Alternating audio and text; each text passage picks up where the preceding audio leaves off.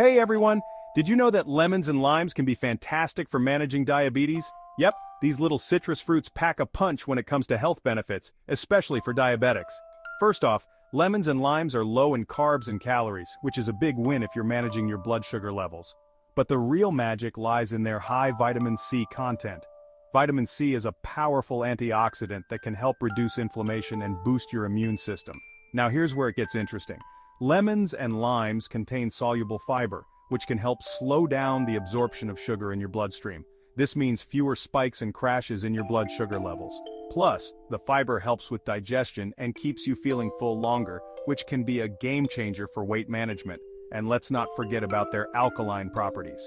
Despite being acidic in nature, once metabolized, lemons and limes have an alkalizing effect on your body. This can help maintain a healthy pH balance, which is crucial for overall health. So, how can you incorporate these citrus wonders into your diet? It's super easy.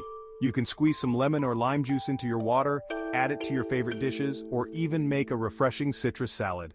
Alright, that's all for today. Remember, always consult with your healthcare provider before making any changes to your diet.